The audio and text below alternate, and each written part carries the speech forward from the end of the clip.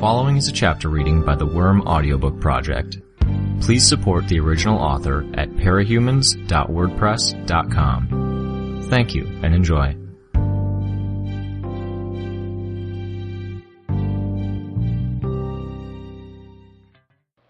Arc 20, Chapter 2. It couldn't be easy.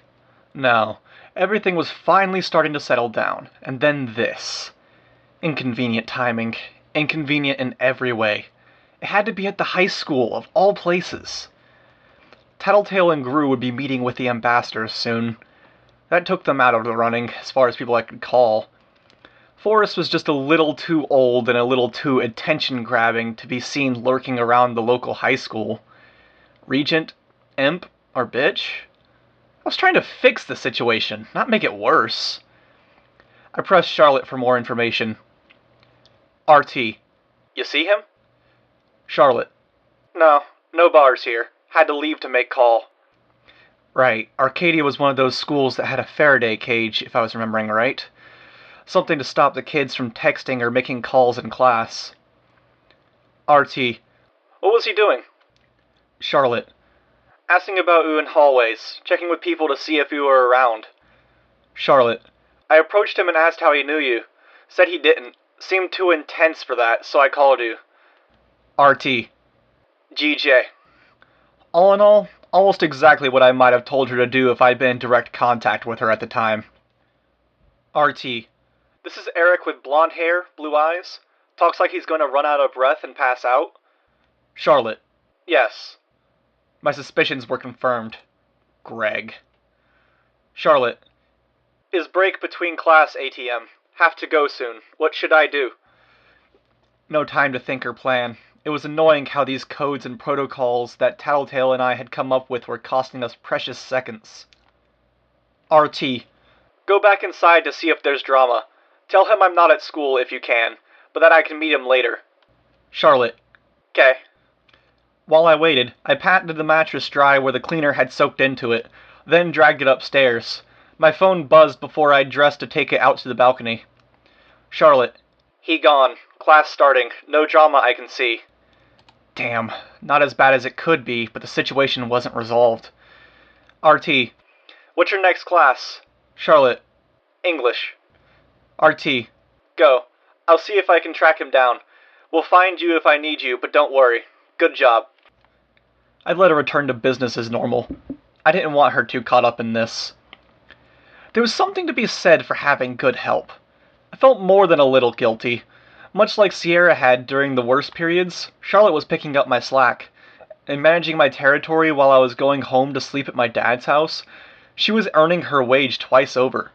I would have increased her pay, but she didn't want me to, claiming it would arouse suspicion. Maybe I could get Tattletale to arrange some kind of scholarship for her. We had funds. Tattletale had acquired everything Coyle had owned, and it had been easy enough to assume his false identities and take over the dummy corporations. Now that the city was starting to pick up and people were talking about the potential the portal in the downtown area had, the land was skyrocketing in value. Not to mention that the ambassadors had given us a healthy lump of cash when they'd arrived in Brockton Bay, and were paying rent in the thousands of dollars, so we'd be copacetic with them just being around. Apparently that was villain protocol, in a way. Doing jobs or giving gifts when intruding on another's territory? I could see why. It let one ask for permission and show respect, while still giving evidence to a measure of power. If these guys were willing to hand over tens of thousands in the same way others would give gift baskets, it showed they had that kind of money to spare, and they were confident. The side benefit for us specifically is that it kept Tattletale from complaining too loudly. With luck, there would be others like them. Which wasn't to say that I trusted them.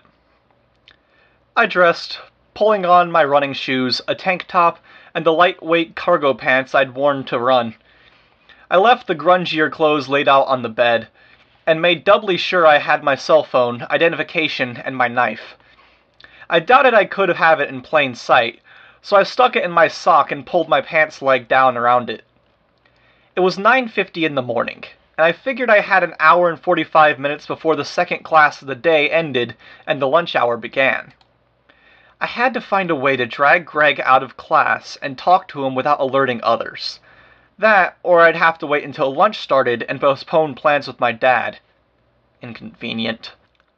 The bus was running on a reduced schedule. There were fewer intact vehicles, fewer drivers in the area, and routes were longer with detours that they had to take. It wasn't as bad as it might otherwise be, about a 20-minute wait. I stewed in my own frustration. There had been occasions in the past where I'd have to leave my territory to handle greater threats. It irritated me more than it should have to be forced to leave for this. Such a minor thing, but prickly enough that it had the potential to become something major if ignored, and awkward overall to handle. How did I even approach the conversation? I faced down a handful of the scariest sons of bitches in the world. I've been intentionally trapped in a burning house, blinded, had my back broken. I've been paralyzed and at the mercy of no less than 2 lunatic tinkers, and I've killed a man, I thought. And going back to school stirs up old feelings of anxiety. I could feel the building tension and a shift back to the old ways of thinking. And the ridiculousness of it made me smile.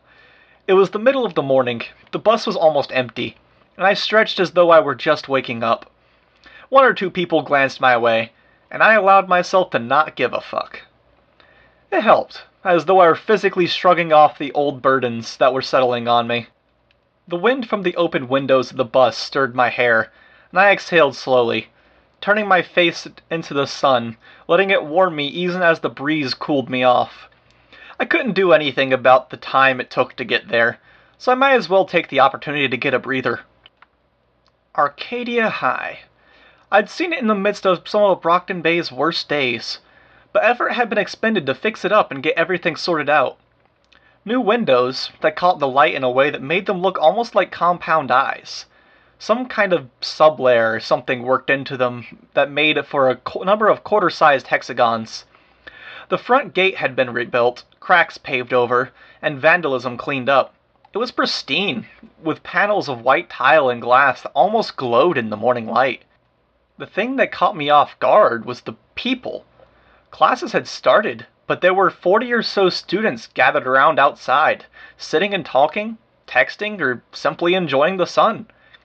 A half-dozen adults in outfits that were uncomfortably similar to the enforcers of the old boardwalk were stationed at the gates and at points around the school grounds that let them keep an eye on things. Security? Volunteers? That wasn't the entirety of it. The students fell into 2 groups. One was very much what I might have expected. Kids in new clothes or casual summer wear, smiling and talking. Months ago, I might have felt like the smiles and periodic laughs were directed at me, and not in a flattering way.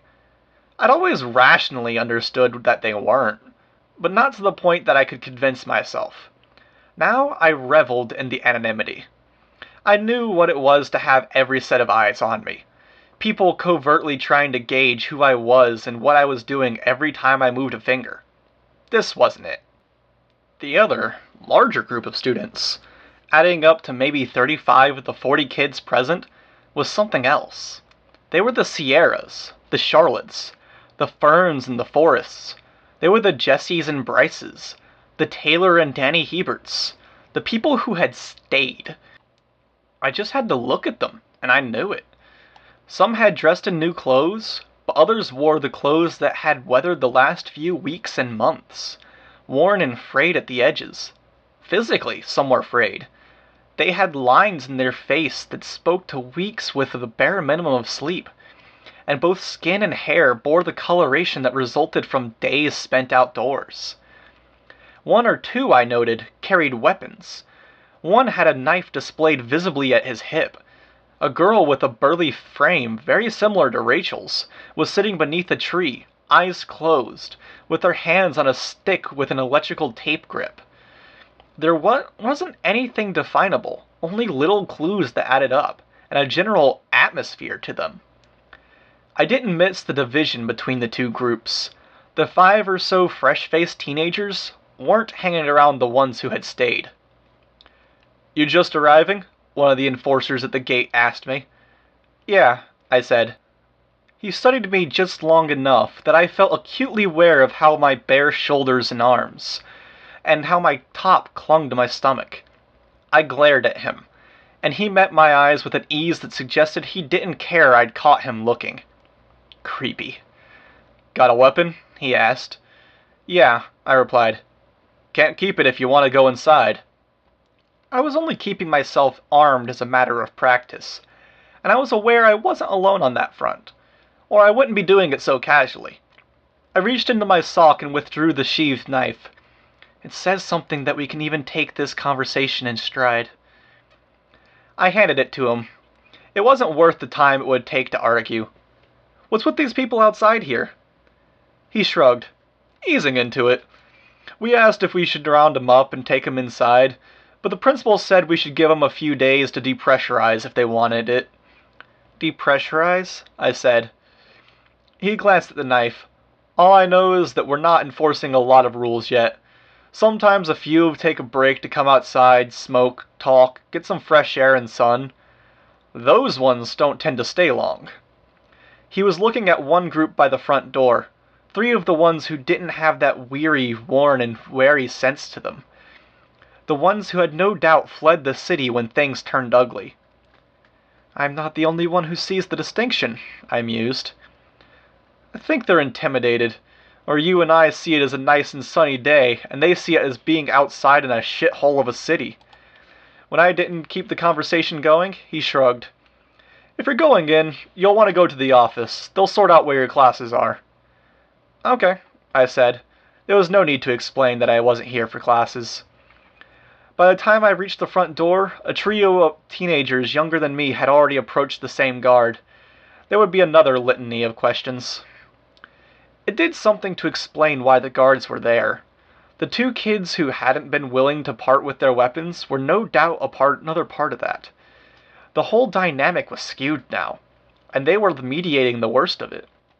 I'd been in Arcadia High once, and it had been more of a life or death situation, one where I had been able to tentatively use my bugs.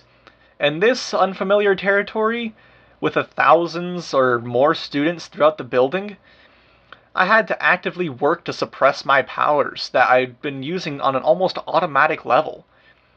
I couldn't be sure that a small cloud of flies would go unnoticed as they traced the contours of a hallway. Much like I'd seen outside, there were a handful of students who hadn't yet made their way to class, or had stepped out for a breather, congregating in pairs and trios, or standing alone. I knew I could have asked them for directions, but I wasn't keen on approaching people who were in the process of avoiding socializing. The men and women in uniforms that were stationed at the intersections where the halls met? More of a possibility, but there was no need. Directions were posted on the wall. I glanced at a note on the wall. One sentence with no punctuation and a big black arrow pointing one way. "New students go to front office." If I had a little bit of hope that things were working out here, they faltered when I saw the typo. I noticed another set of papers that were arranged on the wall, not because of what it said or the title, but the little cartoon etched on the wall in permanent marker. The heading of each of the sheets read, "Know Where You Are." The paper with the graffiti was Rachel's. A crude drawing of a dog was violating one corner, which had been torn slightly to accommodate the dog. A speech balloon over the smiling dog's head read, "You don't know shit." Fitting, if it was one of Rachel's followers. I headed in the direction of the office, feeling strangely out of place. This entire thing was surreal. There were the hallways with gleaming floors smudged by the passage of hundreds of feet, the bright primary colors in the trophy cabinets and on bulletin boards, all contrasted with the security guards that were set up and standing to attention as though they expected a fight to break out at any moment, and the innumerable teenagers who were being allowed to roam the grounds, some hanging around with weapons at hand. But more than anything else, it was the notion of where I fit in the grand scheme of things. Growing up, attending school, there had always been this general sense of the local gangs and powers and their influence. It was the little things. The gang tags scrawled on the walls, The posters informing Asian students of who they could contact at the ABB started pushing them to join or pay tribute. There had always been the rougher kids who wore certain colors and symbols of their affiliation. It had meant something when a teenager wore yellow, or when an adult had an 8-ball tattooed on them. I was aware that Arcadia High had been scrubbed clean, and that things wouldn't become fully apparent until people had gotten more settled and more comfortable. Even with that, though, it was unsettling to notice that for the first time since I was 11, I couldn't see anything relating to the hostile gangs in the area. There were no real gangs except for ours. Gru, Tattletale, Bitch, Regent, Imp, Parian, and I were the vague, intimidating forces that people worried about crossing. We weren't as bad as some of the others that had come before us, sure, but people still saw us as something to warn others about. I'd seen all the people working for me, sensed them with my bugs. I'd read about myself on Parahumans Online, and in the news articles. At the same time, high school was sometimes described as a microcosm of the world at large. There was something else about being in the midst of a three-dimensional model of it, seeing it have a concrete impact on a place that was more familiar. 4 teenagers were sitting along the side of the hallway as I walked by. They stared at me as I passed.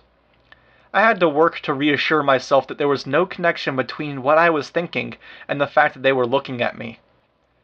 It did remind me that the wards were here, and whatever else had happened, they might have seen my face. Not my face, but they could easily have seen a deformed, evil clone of me. There was that surreal sensation again. Was it weird that I felt most like Taylor at school? That I was all the more cognizant of the weirdness of all the cape stuff? They were still looking. I gave one a curt nod, and she nodded back. I quickened my pace as I headed to the office. I wanted to be gone. There were a lot of students in the office, and I was soon aware of why. There were capes present. Ones I had only barely recognized. Adamant and Siri. "Listen!" A woman behind the counter raised her voice to be heard over the general babble. She had more authority than I might have expected of a secretary. "Get in a line! If you're here to look at the superheroes, you can do it later. They'll be here all week." Nobody listened, of course, and the secretaries weren't really helping.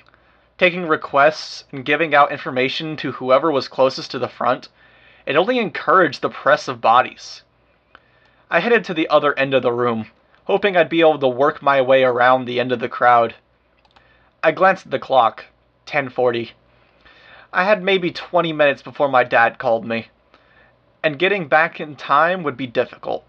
Even if I was lucky enough to have the bus show up at a convenient time, I could postpone, plan a late lunch, but I really didn't want to. "Please," Adamant spoke, and his voice was filled with confidence. "Do as Principal Howell is asking and form lines." That worked, but not all that well. People elbowed and pushed against me as we arranged ourselves into loose columns. I never liked the feeling of being in a press of bodies, and made me think of other unpleasant situations. Bonesaw straddling me, being drawn into a massive, monstrous lump of flesh, made me exceedingly uncomfortable, and being uncomfortable made me instinctively reach for my bugs. That was another reason to not be in classes. How long would it be before my power did something while running on autopilot and drew attention? I studied Adamant and Siri as I waited.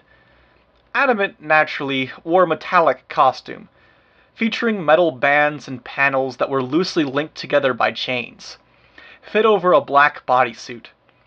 He'd been at the fight against Leviathan, if I remembered right. He was a member of Legend's team in New York, or he had been. Legend was gone now. Seer wore cloth, in contrast to Adamant. He wore a kind of nomadic desert tribe style of robe, all in pristine white with a fine pattern embroidered onto it. His mask was more stylistic than representing anything. A solid white plate of light blue lenses for the eyes, and no opening for his nose or mouth. What made him stand out was the moisture that flowed from the gaps in his hand wraps and from around his mask. It swirled around him like a breath outdoors in winter, pale, almost an inverse of Gru. Power-wise, I knew Adamant was a bruiser, though I didn't know the specifics. Seer, I did know about, but only because I'd once come across a cell phone video of him brutally taking down a number of thugs, posted online somewhere months ago. Some capes shot fire from their hands. Seer was the opposite. He could draw moisture to himself with surprising speed and violence. It didn't matter if a foe was armored or behind a force field, he could dehydrate them in a flash. And it was the kind of power that might have earned him a villain label if he hadn't had the Protectorate's PR at his back. I idly wondered what had made the pair stick with their employer, in the wake of the recent events that had so many leaving the Protectorate with little to no explanation, legend among them. More than that, I was wondering how I'd fight them if it came down to it. With the way that armor and chains of his costume were arranged, Adamant was just begging to be tied up. Seer would be trickier. "You're next, Black Curls," the secretary closest to me spoke. I focused my attention closest to her and approached the counter. "What do you need?" "I need to get in contact with someone. We can't give out personal information. Not even if it's an emergency? If you need to inform a student on something critical, we can make an announcement." "No, that'd be the opposite of what I need to do." "We could always look for them during lunch break." I frowned. "If there's nothing else, there are others in line. What's the procedure for signing up for classes?" "You tell us your old schedule. We slot you in as well as we're able. Core classes are in the classrooms. We've adopted another system for non-core classes." "Non-core?" "Anything besides math, science, phys ed, and all of those. Non-core classes are held in the computer labs. You'll have a rushed curriculum, alternating between reading assignments with quizzes and worksheets on the computers. There are teachers at the front of the lab if you have any questions." "I don't suppose you could tell me all the classes that are second period?" She gave me a stern look. I was feeling the pressure. This maybe wasn't my brightest move, but I wanted to find Greg, get this problem solved, then return to life as normal. Lunch with my dad in an ideal world. What classes did Greg take? I could remember him talking in Spanish. God, it felt like years had passed, not months. World issues. Grade? 10. World issues, Spanish, not English. Charlotte's in that class, and she probably would have slipped out to send me a text. History and music. I finished, picking two more that weren't likely to be on the computers. World issues is a non-core class. That'll be your fourth period. You have history now. She struck a key and the sheet began printing. You don't need my name or ID? We have zero notice as to who's going to be here or not. For now, everyone is to go to class. Do your best to catch up for the tests in 1 week, where we evaluate where everyone is. We're adding students to the system on a priority basis. I nodded, something of a relief that this wasn't set in stone. She handed me the paper and I took it, turning on my heel to head out the office. Computer labs first, I thought. I hated to do it, but I drew on my bugs to find the labs in question.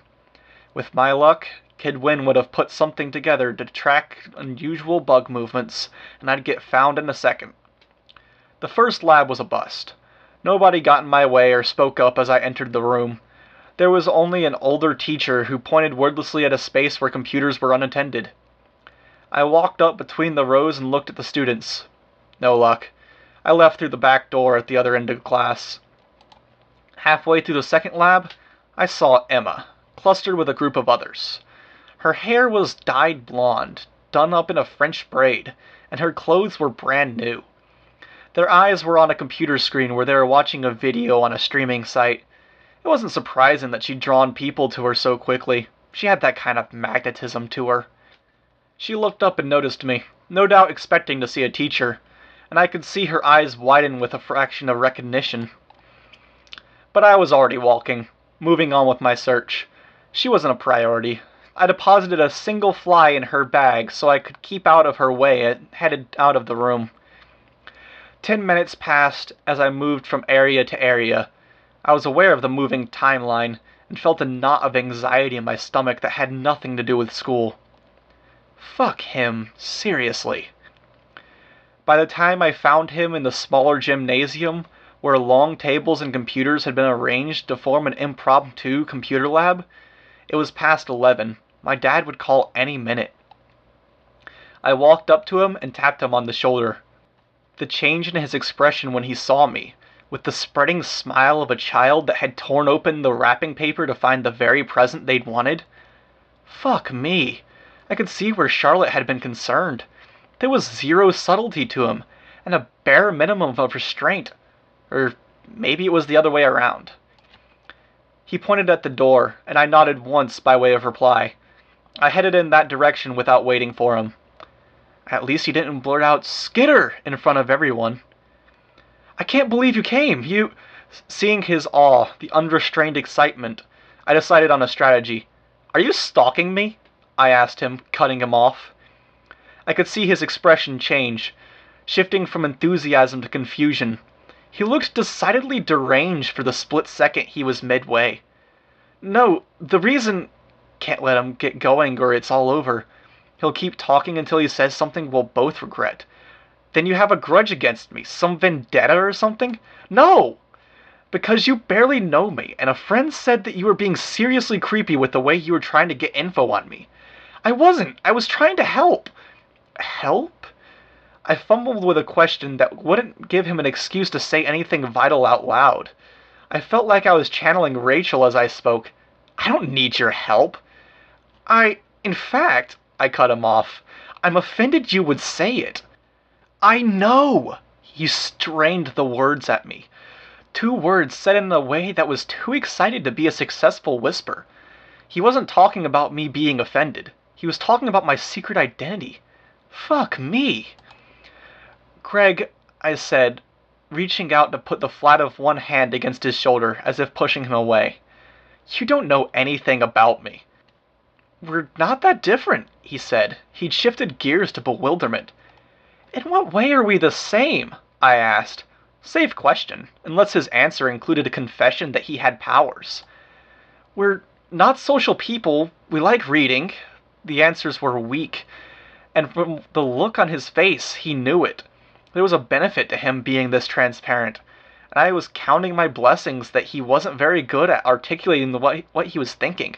"We like computers." And fuck me, I couldn't help but admit that he was nice.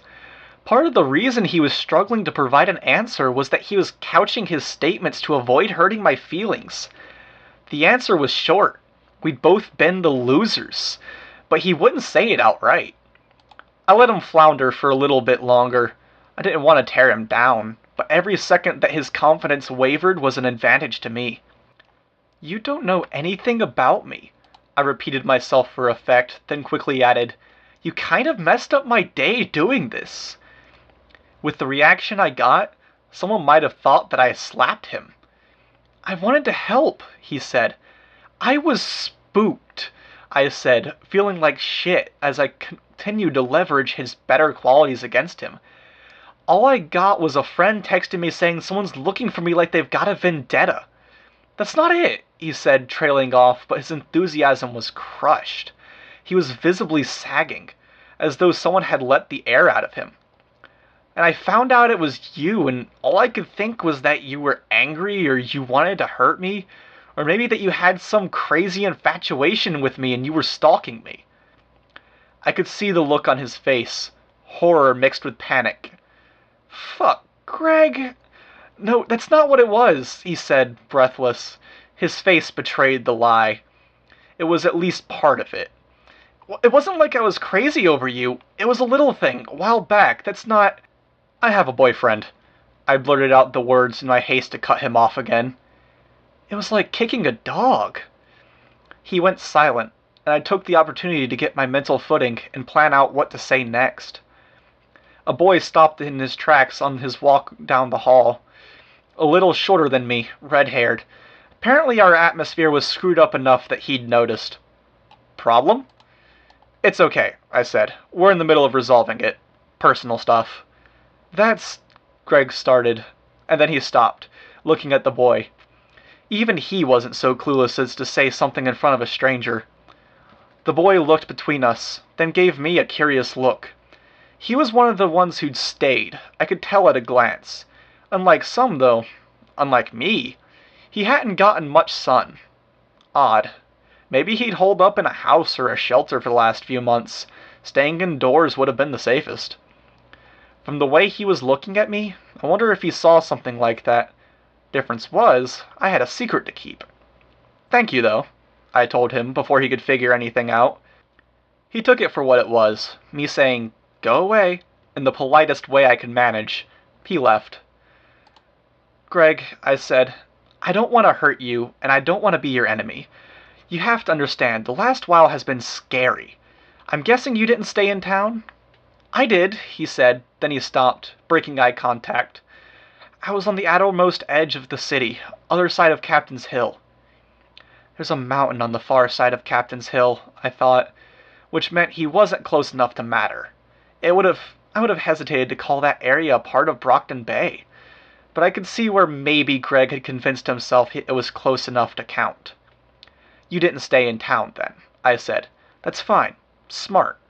But maybe you don't get what it's been like here. All I want is peace and quiet. I want to spend time with my dad, who I very nearly lost. I don't want trouble. I don't want complications." "I was trying to help," he protested. "Greg," he bowled over me this time, "but I was thinking, if I could figure this out, others could too." I glanced over my shoulder to ensure there was nobody in earshot. A few fruit flies ventured out of a locker and checked around the corners. "Greg, what is it you think you know?" "You're Skitter," he whispered. "No, Greg," I said, calm, quiet. "I was reading online, and it's like there were people wondering if you were an adult, and if it got me thinking what Skitter must be like in real life, and then it clicked." That was just about the most horrifying thing he could have said, barring near impossibilities like, "I got powers and ate your hair to get pregnant with your child." A feeling, Greg? It's more than that. It all makes sense. "I was going to spend time with my dad," I said. "That was my whole goal for the day. It's my only goal. I just want to unwind and relax after weeks and months of living in this hellhole of a city. And you pull me away from all of that because of a hunch? It makes sense. Your age, your location, your attitude. Even with the bullying, your trigger event." I cut him off. "Trigger event?" "Yeah, What's that?" I asked. He stopped, trying to think of a way to parse the answer, and I could even see a flicker of enthusiasm as he imagined explaining the concept. The enthusiasm drained from his face. "You're playing dumb," he said, but the confidence had taken a hit. "You know that capes hurt my dad?" I asked. "Both times he got hospitalized. Shatterbird the first time, the explosion at the town hall the second. Superpowers are really the last thing I want to even think about. We can talk, but I really don't want to talk about the superhero stuff." Fuck me, I felt slimy playing him like this, using my dad for leverage. "I can't talk about this without talking about the capes. About me being one of the villains? Isn't that kind of insulting?" "No, Greg, I'm sorry, but you're wrong." "But the proportions, your appearance." "You're wrong," I repeated. I was feeling enough sympathy for him at this point that it wasn't hard to inject some in my voice. "Everything fit," he said, his voice small. Fit, not fits. He'd already come to the conclusion I wanted.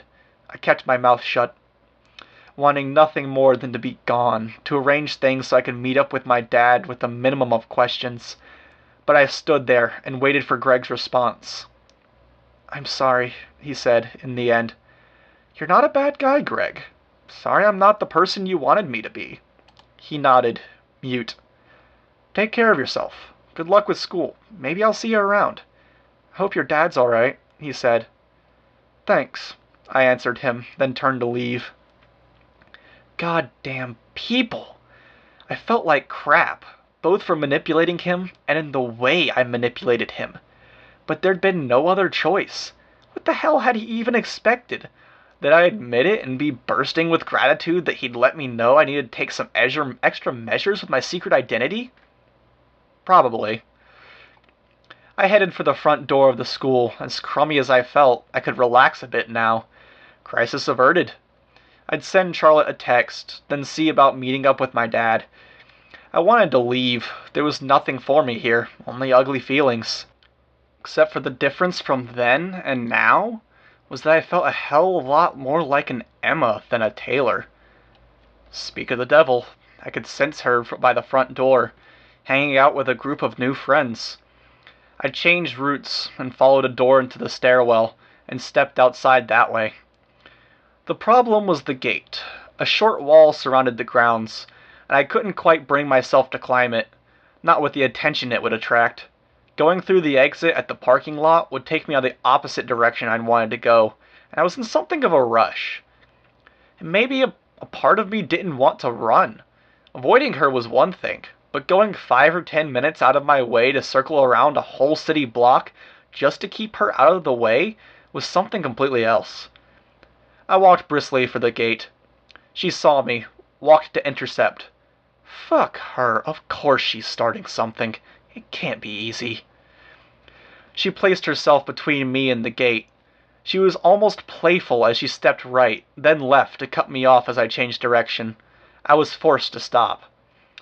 A sly smile was plastered on her face.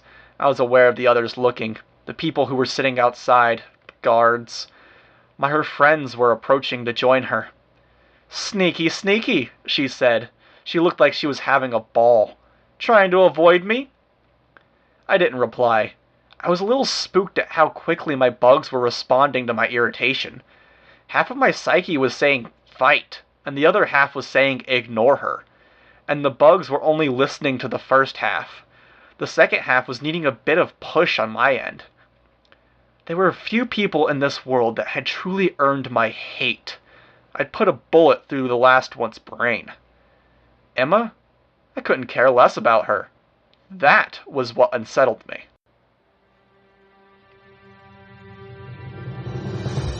Hi, this is Ranku. You just finished listening to a chapter from Arc 20, Chrysalis, from the web serial Worm by J.C. McCrae. This production is brought to you by the Worm Audiobook Project. If you'd like to know more about us, or to volunteer your own services, please check us out at audioworm.rein-online.org. You can download or listen to every chapter directly from our site, or you can find us on iTunes or any podcast app under Worm Audiobook. Thank you for listening.